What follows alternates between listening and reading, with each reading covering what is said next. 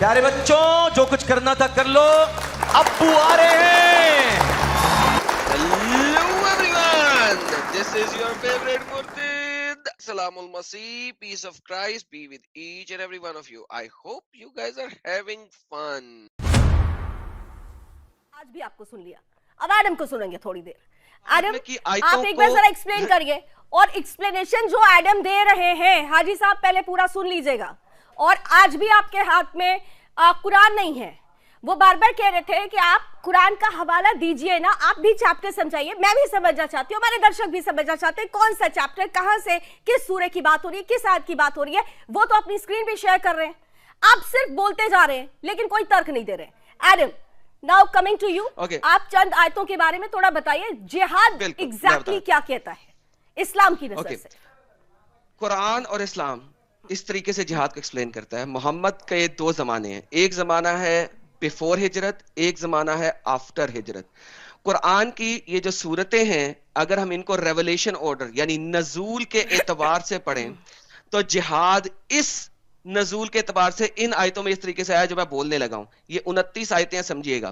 Quran chapter number 25 verse number 52, कुरान chapter number 16 verse number 110, कुरान chapter number 29 verse number 69, कुरान chapter number 2 verse number 218, कुरान chapter number 8 verse number 72, कुरान chapter number 8 verse number 74 to 75, कुरान chapter number 3 verse number 142, कुरान chapter number 60 verse number 1, कुरान chapter number 4 verse number 95, Quran chapter number 47 verse number 31, कुरान chapter number 22 verse number 77 to 78, कुरान chapter number 49 verse number 15, कुरान chapter number 16 verse number 9, कुरान chapter number 69 verse number 11, Quran chapter number 5 verse number 35, and Quran chapter 9 number 9 की verse number 16, 19, 20, 22, 24, 41, 42, 44, 73, 81, 84, 86, 88, 90 to 92। इसमें आपको जिहाद एक progressively नजर आएगा ऊपर से लेके नीचे तक। मोहम्मद जिस वक्त मक्का में थे, अभी हिजरत नहीं की थी, तो 3 आयतें आई थी, 25 की 52, 16 की 110, 29 की 69। ये 3 आयतें किसी सूरत में आप गेम डाल सकते हैं कि ये प्योर ऑफेंसिव नहीं है। लेकिन जैसे ही आप चैप्टर नंबर 2 में चले जाते हैं, आपको जनरलाइजेशन की फीलिंग आना शुरू हो जाती है। चैप्टर नंबर 8 मजीद जनरलाइज करता है, जैसे कि मैंने आपको चैप्टर नंबर 8 की आयत नंबर 39 दी थी।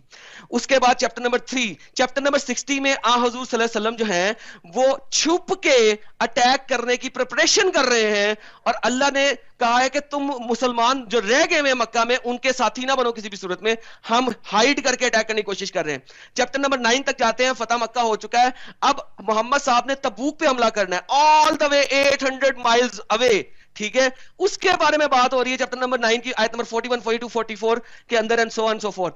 फिर मोहम्मद साहब का, अल्लाह जी मोहम्मद साहब को कहते हैं कि जो लोग तुम्हारे साथ वहां पे अटैक करने नहीं जा रहे बिला वजह, बिकॉज किसी इस्लामिक स्कॉलर के पास ये रेफरेंस नहीं है कि तबूक पे हमला क्यों किया, सवाए इसके कि एक फॉल्सिफाइड स्टोरी के, जो कि फैब्रिकेटेड रेफरेंस है, उसके अलावा कुछ नहीं है। मोहम्मद साहब को कुरान में कहा जा रहा है कि चूंकि जो लोग तुम्हारे साथ जिहाद करने नहीं जा रहे 800 किलोमीटर दूर, उनमें से कोई अगर मर भी जाएगा ना अब, तो उनकी नमाज जनाजा भी ना पढ़ना, उनकी फ्यूनरल पे भी ना जाना। ये कुरान चैप्टर नंबर 9 की आयत नंबर 84 कह रही है।